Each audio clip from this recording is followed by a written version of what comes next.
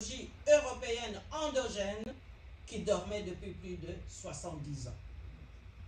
Dans un tel contexte, à l'hôpital de Panzi, où le docteur gynécologue Denis Mukwege soigne courageusement les victimes, il a été fièrement baptisé par les Européens l'homme qui répare les femmes.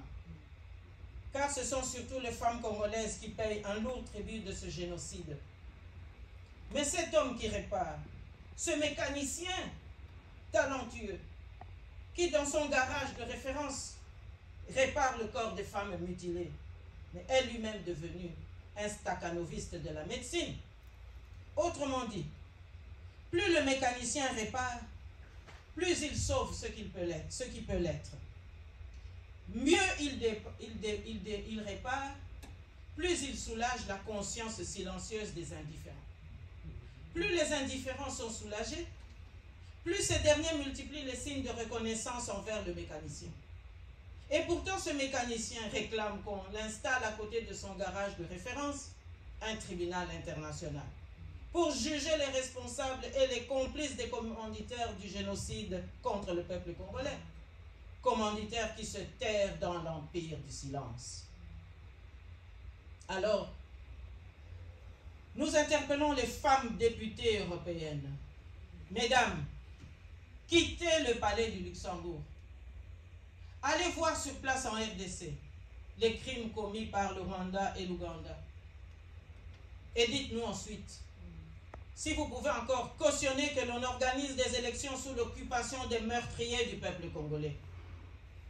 Allez voir les fosses communes, où en son temps, Madame Emma Bonino, ancienne commissaire européenne chargée de l'action humanitaire, versa des larmes maternelles en constatant les dégâts causés par la cruauté des rebelles venus du Rwanda et de l'Ouganda.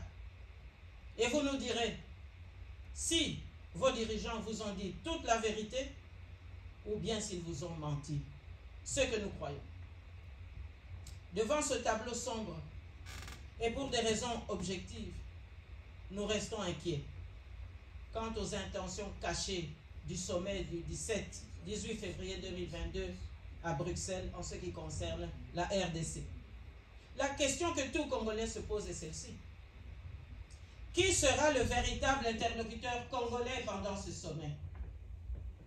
Nous refusons que M. Kagame vienne à Bruxelles parler au nom de notre peuple. Nous refusons d'entériner l'occupation rwandaise et ougandaise, tout simplement. Plus de 500 officiers rwandais dirigent notre armée nationale. De quel droit? Est-ce normal? Comment, bon an, mal an, les Européens peuvent-ils se rendre au Congo, exiger le brassage des criminels rebelles avec des officiers de l'armée nationale congolaise? Et pourtant, on se rend bien compte que ce sont toujours les militaires congolais qui sont souvent envoyés au front, où ils sont assassinés.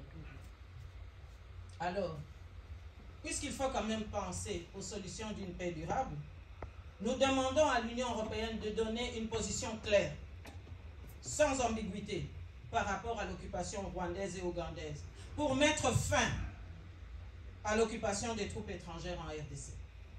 Particulièrement la Belgique, ancien colonisateur, qui s'est éloigné des promesses du roi Baudouin, qui dans son discours du 30 juin 1960 prit l'engagement solennel en déclarant publiquement que la Belgique accompagnera les aspirations du peuple congolais, de toutes les populations congolaises en toute amitié dans son développement et en respectant sa souveraineté nouvellement acquise.